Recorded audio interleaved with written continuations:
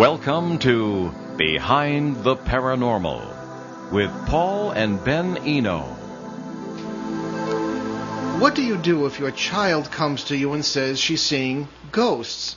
Should you be concerned about mental health? Or should you be more worried about parasites trying to get their hooks in? Well, hey there, and welcome to the 150th edition of Behind the Paranormal with Paul and Ben Eno, and our Monday Drive Time show on WOON 1240 AM and www.onworldwide.com. I'm Ben, and asking those pretty important questions was my co-host and partner in the paranormal, my dad. But before we get to that, it's contest time. So last week's question was, in what Israeli town was 62-year-old Yuri Sakov, I'm saying that right? That's right, yeah. All right, cool. Supposedly abducted by aliens in 1996. The answer was Nazareth, of all places. Imagine that. This week's question is, in what body of water does the alleged monster South Bay Bessie live? If you can handle that, call us locally at 401-766-1240 or from anywhere in the U.S. at 800-449-1240. If I don't announce a winner during the show and you still think you have a shot, drop a line to me at bennettbehindtheparanormal.com. The winner gets an autographed copy of Children Who See Ghosts by tonight's guest. Now to our guest. Dr. Caron B. Goode is a certified psychotherapist and inspirational speaker, trainer of parent coaches, and prolific author.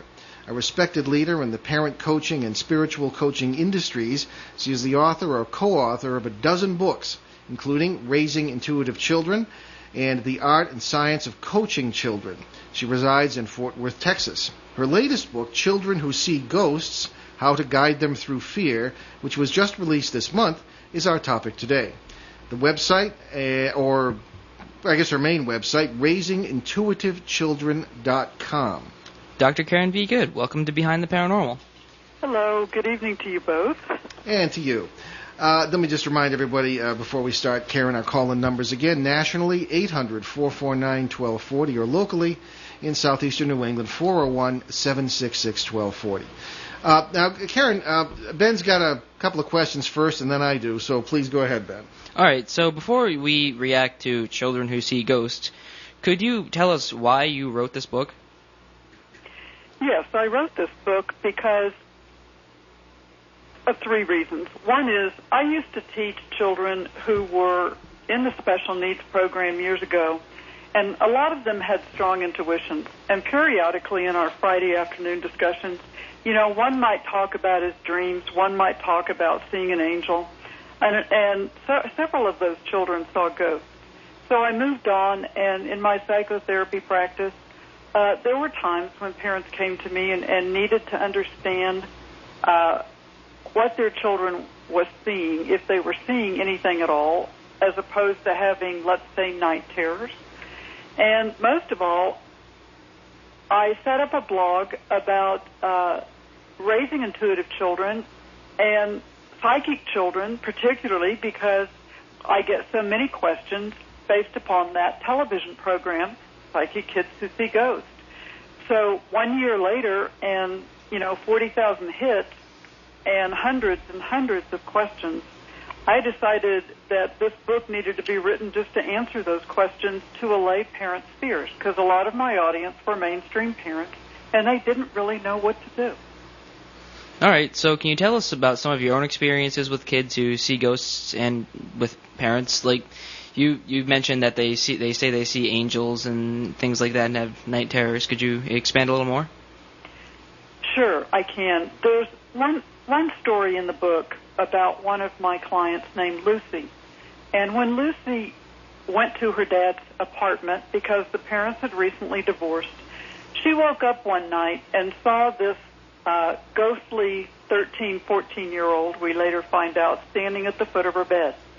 So she wakes up, the ghost is still there, and Lucy and the ghost go back home to Mom's apartment. So Mom comes to see me because there's a lot of guilt about the divorce. She wants to put her child on perhaps some medication, see if it's needed, and generally assess the situation. So we decided to not refer Lucy for medication because she wasn't depressed. Her grades were still good. she was still a good kid. The only thing that had really changed was a little moodiness and this talking to this ghost. So a year and a half later, basically, we have the story that Lucy believes the ghost needed her help to adjust to a car accident in which she lost her parents in her life. And the ghost explained to Lucy that she was there to help Lucy through the divorce. So the parents watched Lucy, but that's a good example of, is this an imaginary friend? Is this a real ghost? And what do we do? That's just a perfect example of letting it take its course and seeing how the child adjusts and watching the behavior. Have you ever run into indigo children? Oh, yeah, quite a few. Could you explain to the audience what an indigo child is? The indigo child phenomena started in the 90s, and it was a term associated with children who have come to the planet who appear to have specific gifts. Those gifts might be very different, from being an activist to being spiritually attuned to having psychic gifts or great gifts of empathy in caring for people. But the indigo child, according to astrological charts, are what we call the fifth root race. It's kind of a prediction in Native American literature about gifted individuals coming to begin a new order in the world. That's my understanding of it. Does that match yours? Oh, yeah, more or less. I've been doing a lot of research on that kind of stuff since my English teacher was talking about it in the class, because we had to do a giant research project, and he suggested indigo children. I didn't do that, but he went on for an entire class about it, and I was really intrigued by it. But Dad, do you have any questions? Good question, though, on that subject. We might get back to that later, but I wanted to ask, in your work, Dr. Goode, at what point, you may have answered this to some degree, but at what point do you decide that there might be mental illness involved? Well, several really just common sense points of observation. And one of those has to do with the child's grasp on reality. In other words, are they really lost in this other realm of ghosthood and not grounded? Psychosis, in other words. Harm to self, harm to others, that's a sign to me. The other is if this child hears something that is negative or hurtful or harmful, that stands out to me as a sign. So it's really, in my experience, kids who really do see ghosts, kids who are scared of things that go bump in the night, are kind of extra sensitive to their environment. But a lot of the kids that are older can tell fantasy and reality. So I really look for the same signs that most anyone else would, or any competent therapist, in looking at mental health issues. Okay. All right. Now, I should stress, correct me if I'm wrong, I believe your doctorate is in education. You're not an MD. No, I am not an MD. Okay. All right. I'd like to get that clear. Yeah, counseling psychology is my doctorate. Okay. Very good. Okay. Now, that's the basics. Now, I read the book, and I wanted to just react. Do you mind if I react honestly and forthrightly to this book, which I found mostly to be very, very good, actually. And I'm coming from 40 years background in researching ghosts, particularly, and the paranormal in general, and so that, and I have Ben and I have a unique, not a unique point of view, but kind of a new point of view on a lot of these things. I was working with the theories we work with in the late 70s and onward, and that's where we're coming from anyway. So the book, in many ways, I found to be excellent and certainly very much needed. Your advice to parents is very much in line with our own philosophy, and that's be open to what is happening to your children and respect their wisdom. I really like that approach that you take. And be on their side in paranormal matters. I think that's very good. I was really impressed with your advice on encouraging and using children's creativity in music, art, dream journals, storytelling, etc. I thought that was great. And, I'm not an MD either, but again, we end up working with children in many cases. And to taking seriously the idea of children, or anyone, of being able to live in an awareness of alternate realities. And certainly say bravo to that. I think as far as it goes, the book is very well balanced. You even include a section with a skeptic's point of view, and that's from Dr. Joe Nickel. Now, he's not my favorite guy. Matter of fact, his doctorate is in English, I believe. But nevertheless, he's got some things, worth listening to, too. But, we'll move on. But I think that's very good, having included that section. You very rightly warn people against Ouija boards, and you make the point, though not nearly enough, in my opinion, that spirits, as you call them, can't always be trusted. You have to constantly test the spirits, as you say. I think St. John may have said it before you did. It's well taken, certainly. But there is one thing that really kind of bothers us, okay? Sure. And it bothers us about almost every popular book that's being written in the realm of the paranormal. So it's not that you're the problem. You're not. It's a lot of people are. And your entire approach, as with most other authors, is saturated with 19th century spiritualism, okay? And what we believe are very dangerous assumptions that can come from it. Okay, now what I'm talking about here is the idea that that reality is made up of two things. Our physical world, and correct me if maybe I've misread you here, but a physical world in which we live, and then some kind of spirit world across some kind of veil where you go when you die, that sort of thing. Spirits are the energies, a remnant of dead people, okay? Ghosts kind of tell the truth and are what they appear to be, except in cases where they don't, which is what you point out earlier. This all bothers me because it seems like in paranormal research today, that's like still believing the earth is flat, in our opinion. And our opinion is that you're dealing not with this sort of two-dimensional spiritual reality, but with a multiverse of infinite possibilities, probabilities, people, things, places, times, everything, okay? And I just don't think the other attitude is good enough. And people will say, maybe you can ask me, well, so what? What difference does it make if a ghost is a spirit or some person living their life in a parallel reality with their body and everything? You still have children seeing them, and it could still be a problem in our society. We still approach it a certain way. So you're saying that in this book I promulgate that we're either in a physical dimension, like in our physical bodies, or we're in a spiritual dimension where everything's nice and kind of cheery? Well, not necessarily that simple, no. Okay. But it did strike me as a very spiritualist approach. And the reason I bring it up is because our understanding of what ghosts are, it seems to me, has everything to do with our understanding of what we are.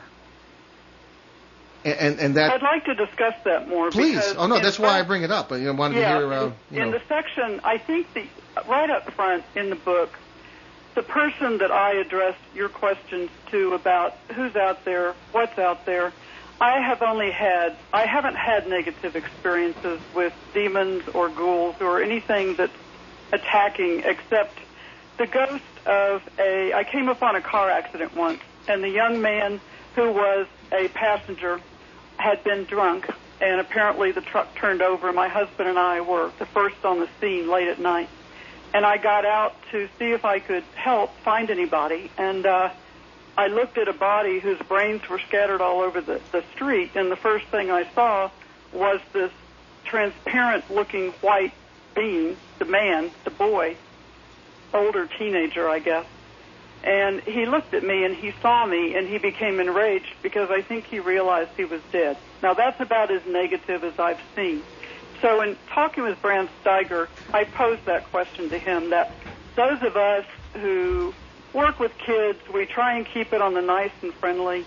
And I said, his books have experiences out there of having been attacked, and one story in which he believes the haunting in a house literally tried to kill him. And he does mention that. So in that section, we have a lot of answers to the fact that no, not everything out there is nice and sweet. So Michael Mendoza brings up in his section, what are ghosts and how are we defining them? And that's a pause for questions. But I think the stories in the book of people who have lived as mediums and psychics do present the picture that you have presented.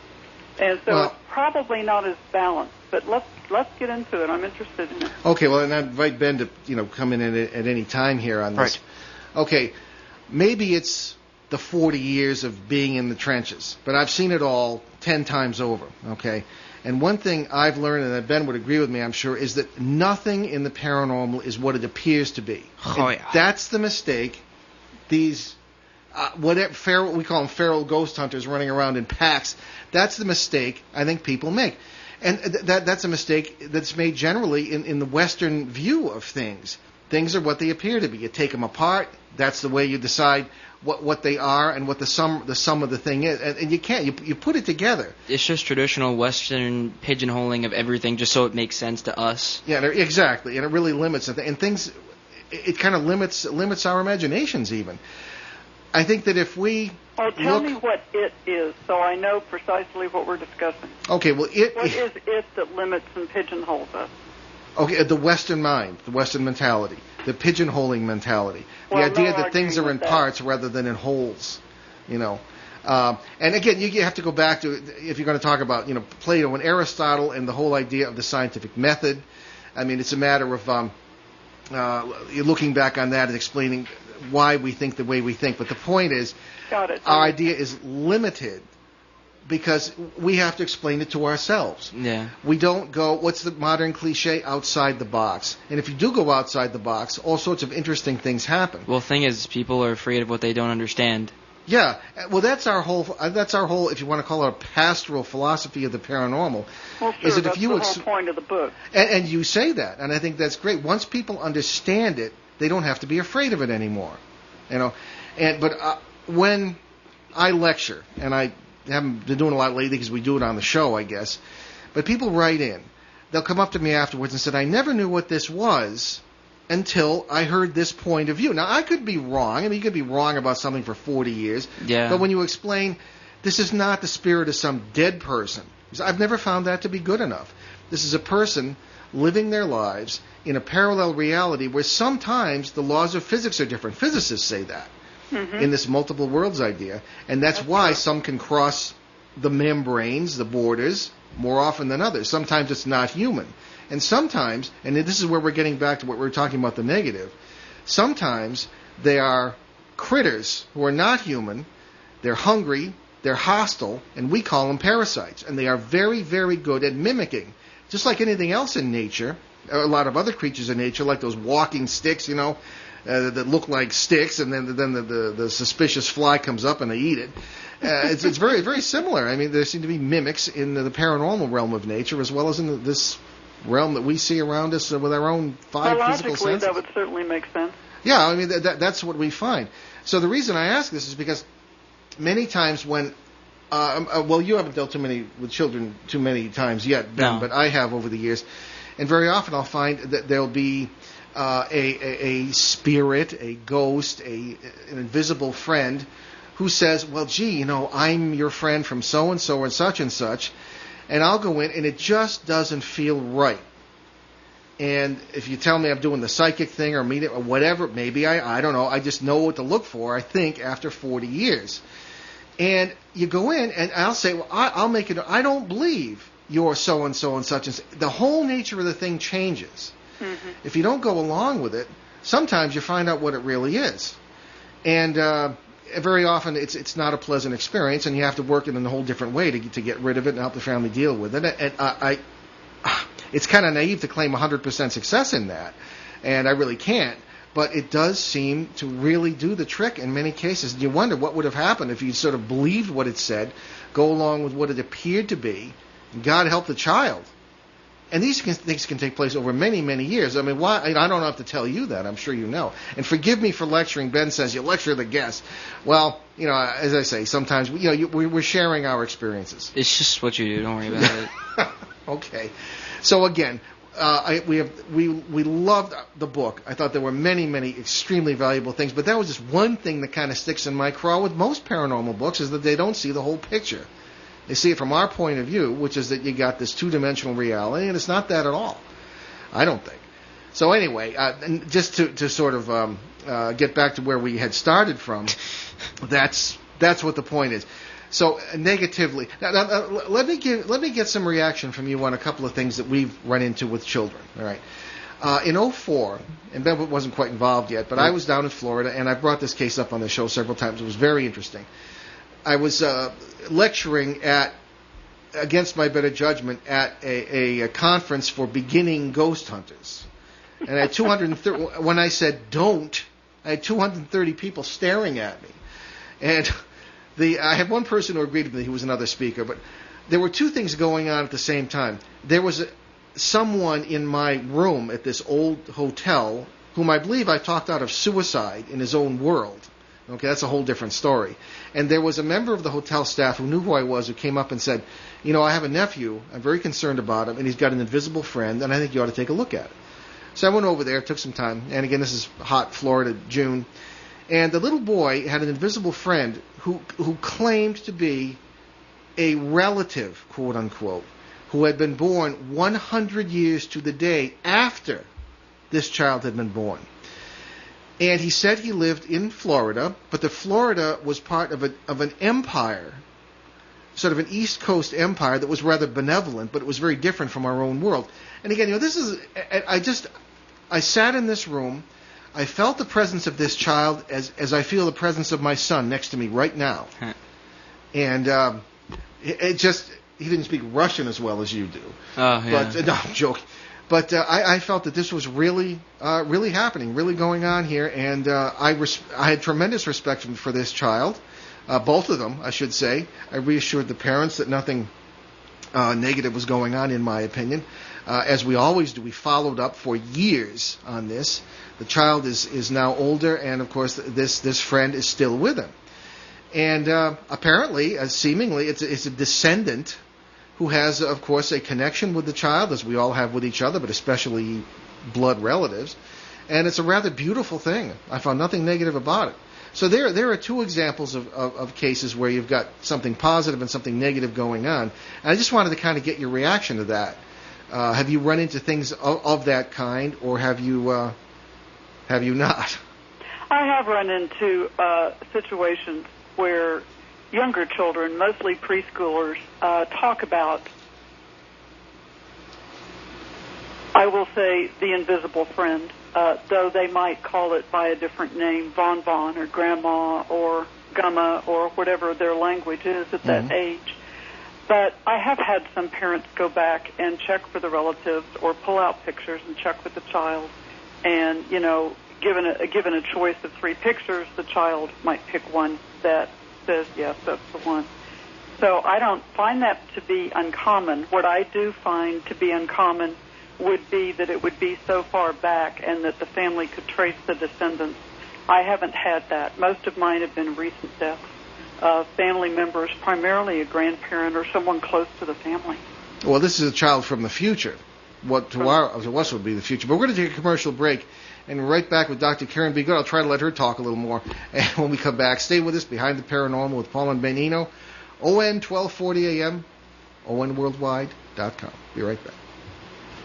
New River Press is proud to sponsor tonight's segment of Behind the Paranormal with Paul and Benjamin Eno.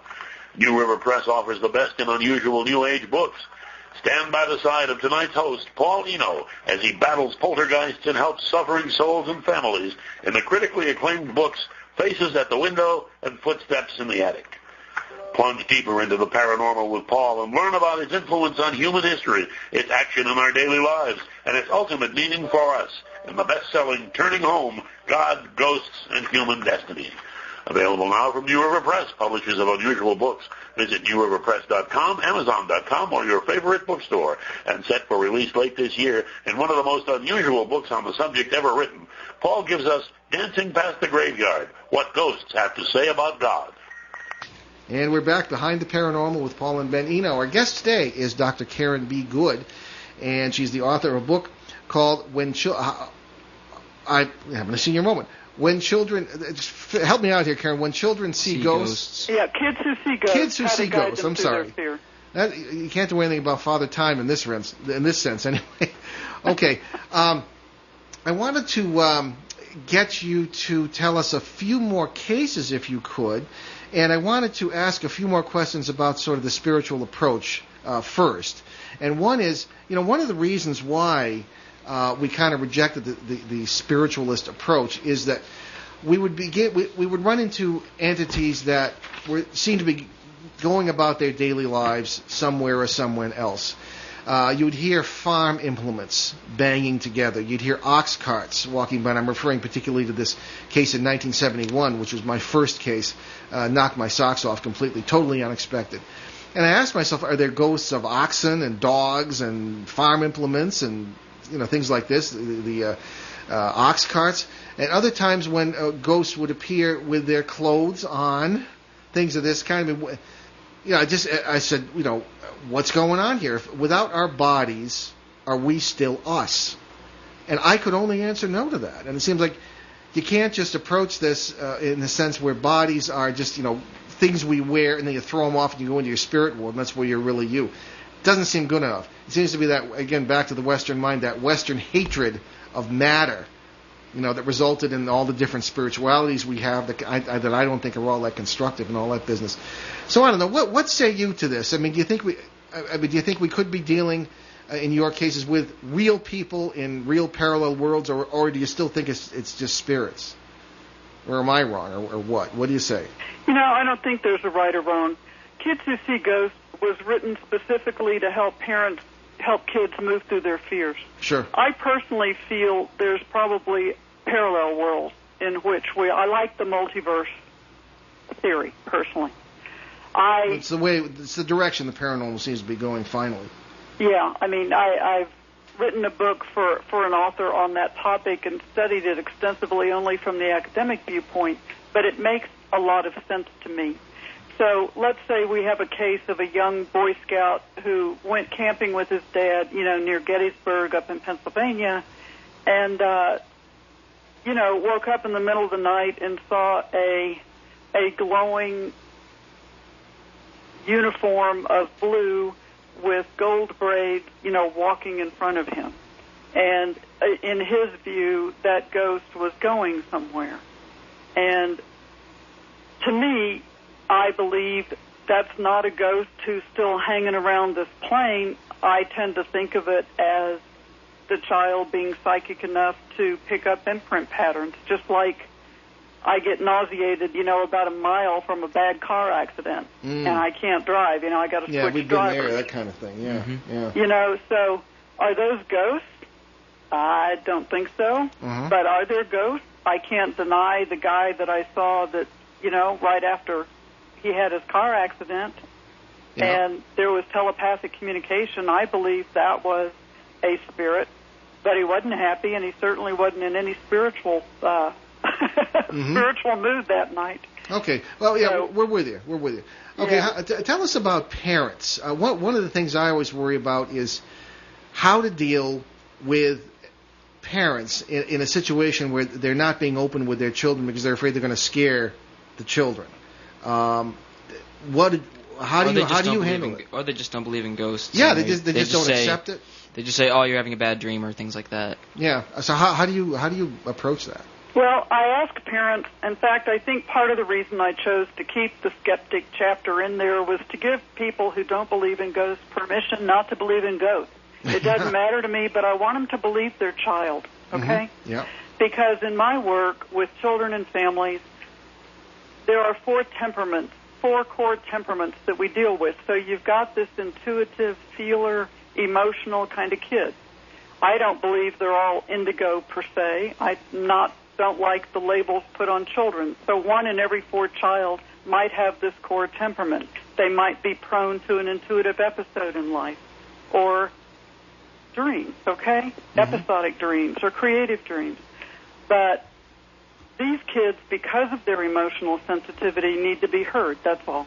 Okay. So in this book, I do ask parents, listen, look, that 12-year-old little girl, Lucy, right? If she were 3, we'd be doing play therapy with her, right? Yeah. We'd be having dolls and talking with stuffed animals and finding out what she saw and drawing pictures. So maybe, this ghost, this spirit was her play therapy. Maybe it was her friend, and as long as she wasn't going off any deep end, it was okay. So I ask parents to listen, to understand, and work it out. If they don't believe, that's their family values. They have the right to say, well, I don't believe, in what you're seeing, but let's talk about it. Let's see what's real. Let's see what's not, that kind of thing. You see what I'm saying? Yeah, exactly. Yeah, well, we usually get them to come around. How do you tell if a kid's just making it up? Well, I look at a couple things. First, I look at diet. Because let's face it, I got a call one day from a woman who said, my kid's bouncing off the walls, I need a parent coach. I said, well, let's start with diet. What's a typical daily drink for your child? Water, milk, juice? No, my kid has about 5 or 6 Mountain Dews a day. Oh, dear. Okay, aspartame can certainly trigger a lot of adrenaline, and if that kid's seeing ghosts, the first thing I'm going to do is change the diet. So I look at health issues, I look at stress issues, I look at diets, I look at divorce and pressure and find out what's going on. Sure. And the other thing I look for is consistency. Now here's an example of one that I think might be making it up, but I haven't explored it enough yet. It's a 12-year-old little girl who wants to be a ghost whisperer, and she finds ghosts everywhere. She brings them home.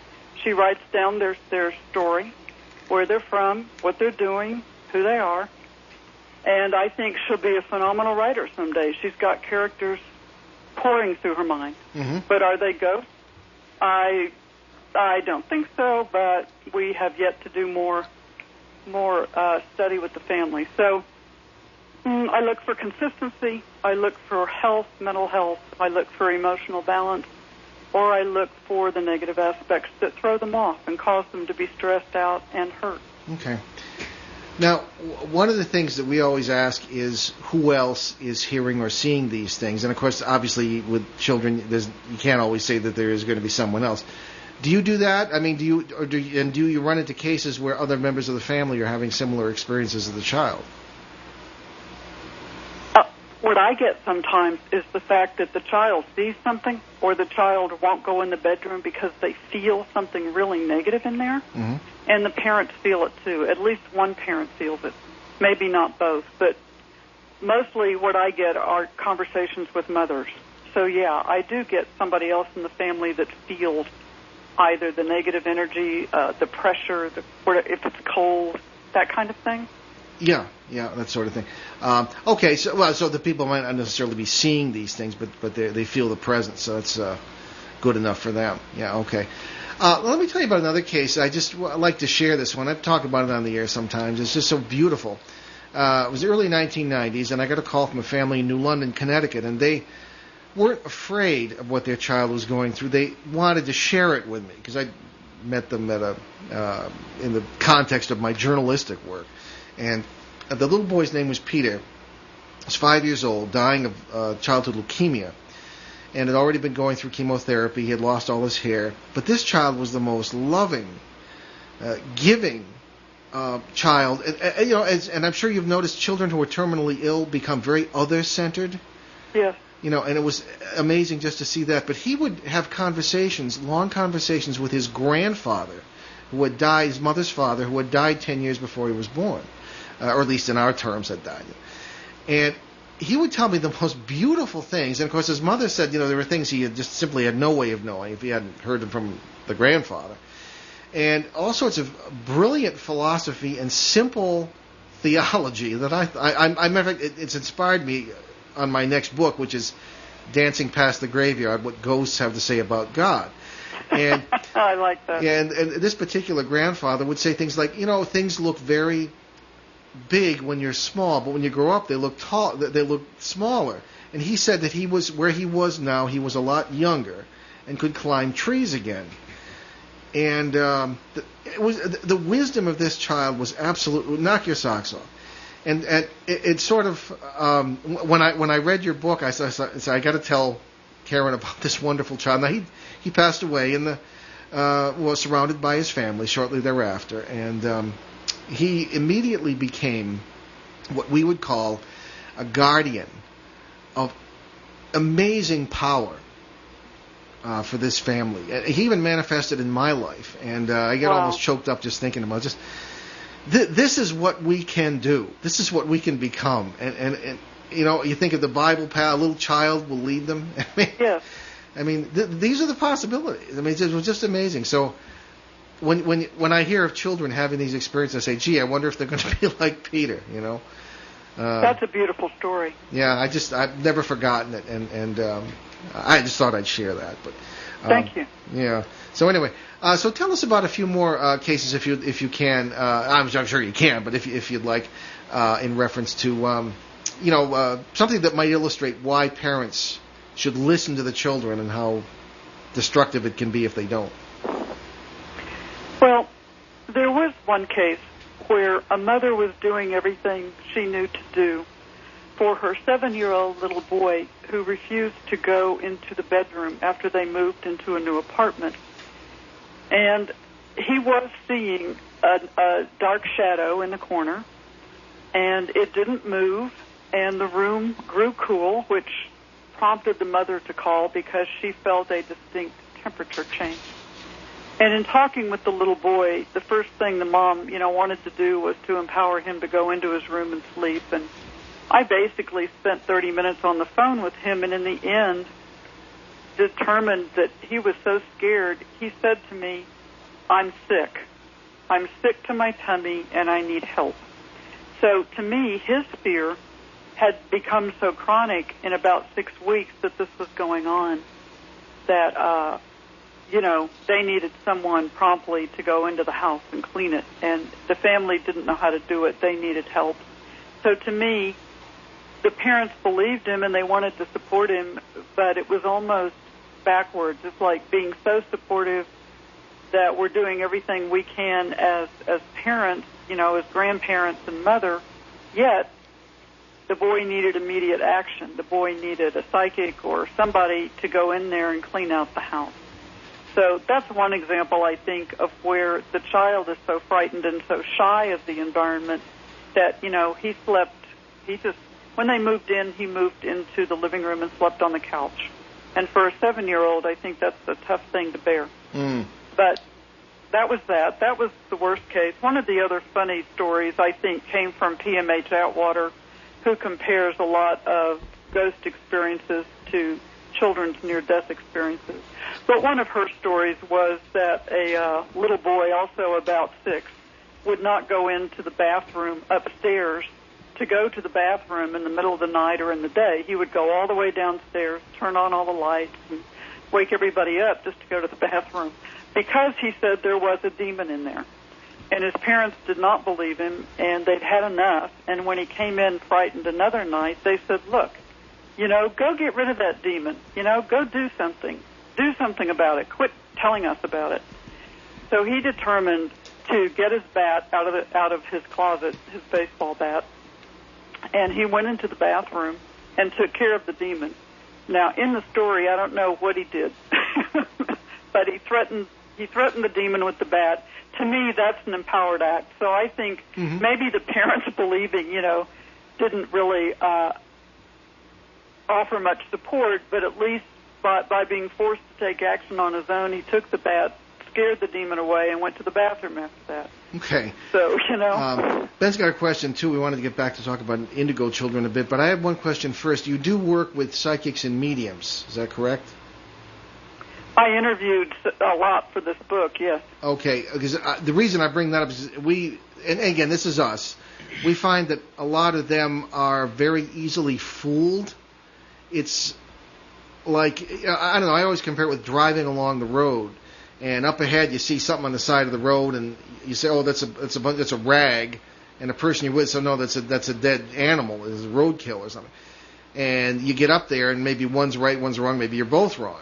But I find that mediums are very quick and psychics are very quick to make an interpretation that may or may not be correct, and they very often have a limited view of what we're dealing with, and therefore I take them with a grain of salt, sometimes a pillar of salt. So that's just another thought. I don't know. What say you on that? Do you sort of accept what they say easily, or do you question their findings? I question. Yeah. I mean, I have my own experiences, which I think I think some of the results, let's put it this way, need to be proven out. Sure. There was one person that told me that, well, I don't even want to repeat what she said. It was so, that all people who who committed suicide come back with a certain disfiguring disease, which to me was absolutely garbage.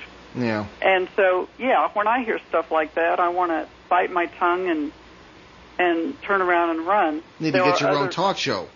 Yeah, amen to that. Okay, good, Ben. So, Right. there are those that I have experienced that I feel are clearer than others, sure. Okay, gotcha. All right, so back to indigo children because it's wicked fascinating. Have you ever dealt with any kids that are indigo children under your definition? I know you say you don't like labels, but I mean the phenomenon being what it is. Yeah, whatever you want to call it. Yeah. Yeah, I think my own stepson was one, if you're following the label. Okay. Well, what made you think that? He was a child who heard music in his head from an early age, and it gave him life. Is the best way that I can bring it out. In that he spent time in his room devising music and creating music and teaching music. Even to his in high school, he was teaching music to his class, and so his talent was so advanced, and his IQ so advanced, and his life mission to bring music to people so advanced that, his father and I let him lead the way. I mean, there was no way to worry about him being social or having friends or, getting into drugs. I mean, this was not a normal teen. This was a very focused, talented child who knew what he wanted. He was willing to do what it took to get it, and eventually he was discovered by Sony, and he was given some record contracts, so he's had his career. But it's that dedicated vision, talent, focus world, and if he didn't have that, he became extremely depressed. Wow. And, so what can we do? I mean, we created things in our lives to give him support, Mm-hmm. It's like the woman in the book whose story, Doreen Fisher, gave birth to a young boy, and his heart almost failed when he was 2 weeks old, and he kind of went in and out of consciousness, but he did survive, and he was healed suddenly, and as the child grew up, he was never without his tiger and his dog and a series of animals. And this little boy is now 4, and his consistent imaginary friends have stayed with him all through his early childhood, from the time he could talk. And now his mom tells me, as I'm following him, that he's bringing home animals. Mom, there's going to be a cat at our door, and I don't want you to turn the cat away because he's coming for me. Mm-hmm. The next day, a strange little red kitten appears at their doorstep. Mm-hmm. So his cause is animals, and his joy is working with critters, and he has them, and he brings them home, and he cares for them. And, to me, that's a child with one focus, one talent, but something happened to him in his brain pattern that he has this vision, this clairvoyance, if you will, into the other world. Yes. And he can predict whatever there is to predict about his family, and it comes true. A shaman might have a lot to say about that. Animal spirits and things like that. Okay. Very much so. Okay. Ben, did you... Well, yeah, from the research I've done on indigo children, because I was really, really bored, the stuff I found was that they don't like authority, and they are usually very confused about the world. Have you ever seen the film Donnie Darko? No. Oh, well, it's a good movie. You should check it out. It's really weird, but they don't really understand why they're here. They don't feel like they're here. There are other people, the skeptics, say, they're just brats. They're just like little princes and princesses and stuff. I don't know. I think it's just a little bit more than that. But they just don't really appreciate authority and don't like being told what to do. But I don't know. What say you? Well, there's a woman in Florida who I consulted with who believes that her work with indigo male teens is specifically to create a school for them because of those traits, because they don't fit in the regular school and they're not working, and she doesn't want these children to drop out, so she's creating an alternative school for them. I've seen both. I've seen the very depressed. I have talked with those who see ghosts and wonder why they have this ability to see and talk to people in the other realms. And then I've seen those that don't feel supported and do have the confusion. So I don't really see a lot in the middle. It's interesting. I've seen those that know their purpose and mission and go for it, or I've seen those that are hurting within what I would call the systems that don't recognize them and don't feed their souls, so to speak. Okay. Make sense? Yeah, sure does. We're almost out of time here, but I wanted to get in one more question here. We received an email from someone, and we read it on CBS last night, and it said essentially that I see you're going to have a show on children who see ghosts and dealing with those fears. Said, however, my 8-year-old, she said, is terrified after having seen a documentary about 2012, and he's terrified the world is going to end. And speaking now about children's fears and extending what you said just a bit, how would you deal with that fear? Because apparently, I've heard that from a lot of quarters. Children are afraid of 2012. What we try and do is focus on the child's strength and how they can channel their anxiety into positive action. My daughter did the same thing when the dolphins were being caught up in tuna nets. There's another child on Facebook who's starting a petition to stop the oil spill. It's not that if they will be effective or not, it's that their voice needs to be heard. So we find ways to help them create a channel of empowerment, working on something, using their fear, if you will, to transform it into something affirmative that makes them happy, that gives them a cause to keep rolling. Oh, well, I could see certainly that in every case except this one where I think the whole world's going to go poof. What's the point in doing it? I don't know. I mean, it seems like the greatest of all fears, except parallel with that of the fear of death that most people have. I mean, what? And public speaking. And public speaking, rather be in the coffin than giving the eulogy. Yeah. All right. Well, I don't know. Maybe there is no answer to that question, but this what I told the woman was simply that there are many interpretations of that. Absolutely nothing may happen. It's just a number. There are astronomical things that may or may not have any effect at all. But there's no proof whatsoever that the world is going to be totally fried in 2012. I mean, not even the Mayans said that. So I don't. That's the answer I gave her. Well, I think it's a logical answer, but I think when 7 and 8 and 9-year-olds have that fear in their gut, you've got to do something with the fear. Otherwise, it turns into chronic distress. True. Okay, well, that's great. It's been a very interesting conversation, Doctor. I think we learned a lot, and I thank you. And I want to just talk about your book a bit and where people can get it, and anything else you're going to be doing, places you're going to be speaking. Let us know. Okay, just so where can people get the book? Sure, people can get the book at kidswhoseeghosts.com. We have a blog there for questions if people want to share their story or ask questions. Amazon.com, Barnes & Noble, of course, carry it. Mm-hmm. And I will be in Las Vegas at the end of August doing speaking and book signing. And up until then, it's mostly radio shows. Okay. And what are you working on now? What's your next project?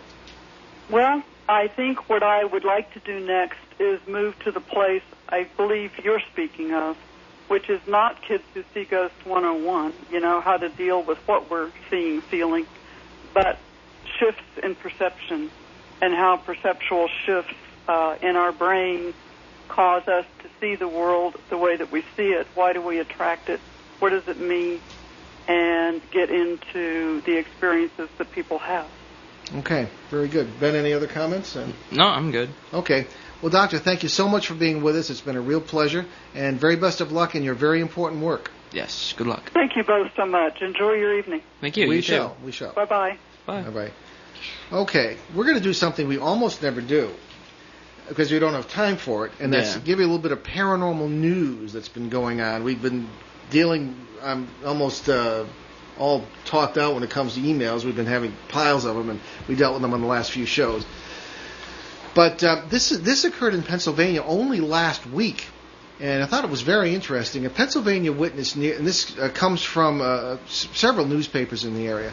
A Pennsylvania witness near the Delaware Water Gap, which is that beautiful area going through the mountains on the way to West Virginia, in our case sometimes, and the Delaware River comes through. It's a national park.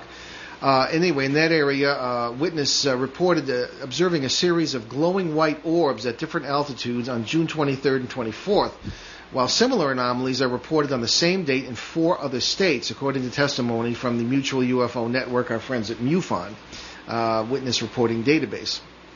On the evening, here's a quote from this witness. On the evening of the 23rd, I saw one that was at much lower altitude. It was traveling west to east. No sound whatsoever as it passed over. No erratic movements. Seems to travel a fairly straight line. Even though it was lower than the others, it was still higher than commercial jets in flight. And you know what this reminded me of? Was our interview last night. And I know you weren't on the show yesterday afternoon, but we have a monthly special, and we had Stan Friedman on UFO expert, grandfather of UFO studies, and Frank Ficino, expert on the so-called Flatwoods monster case of 1952 in West Virginia. And this is exactly the sort of thing that Frank described as having happened in 1952 with half the U.S. Air Force after these jets, and the crash in the town next to where I was born involved in this. So it was very interesting. And one wonders what exactly is going on in that area. What do we got? A paranormal hotspot with various intersections of worlds going on, and these UFOs are coming and going, but who knows? So anyway, the witness also reports that some of the orbs could also be seen with binoculars. And this is the question of orbs that often comes up on the show. You see them in photographs. People say, aha, ghosts. But many orbs look just like UFOs, big ones and all this stuff. So the question of what that is opened up by this incident as well. And the report goes on, glowing white orbs, sometimes red, I've seen those with the naked eye in cemeteries of all places, have been reported this past year from many states. From the numerous reports, there seem to be a high percentage of witnesses that say the objects are moving in a controlled manner. In some cases, smaller orb-like objects have been reported being ejected out of larger objects. We saw that in the Gulf Breeze case some years ago in Florida. And in some of these cases, the smaller orbs move to ground level or otherwise move independent of the larger object. It makes you think of some of the Brown Mountain lights or objects seen near the ground. So, again, Pennsylvania seems to be hopping lately. Here's another sighting on the same date. 2 witnesses reported watching a white fireball, quote, with a red tail along the banks of the Susquehanna River. Again, that's a MUFON case on that. So, anyway, you see anything weird, let us know, let MUFON know, and we'll put it in the files and see what we can't figure out with our friends when we have UFO guests on the show, which is relatively frequently. Oh, dear, hit the mic. Okay, so many thanks to our producer, Craig Pelletier the Great, and we'll see you next week, Monday, July 5th, right here on WOON 1240 AM and ONWorldwide.com. 6 p.m. Eastern, 3 Pacific. Ben and I will take you through some paranormal events that might have influenced American and Canadian history. We'll, of course, be honoring Canada Day and American Independence Day. Yes, and a lot of people don't know that my dad is besides being a longtime paranormal explorer, he's also a recognized New England historian. So on our regular Sunday show on July 4th, 7 p.m. Eastern, 4 Pacific on CBS Radio in Boston, Detroit, and Seattle, and online at www.newskyradio.com and at www.parax.com, we'll begin that look at the paranormal and North American history.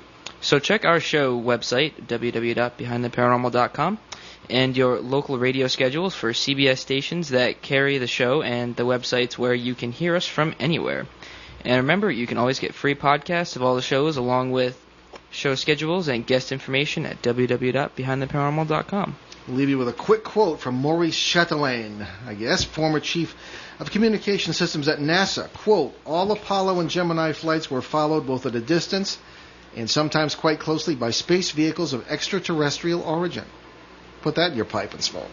We'll see you next week.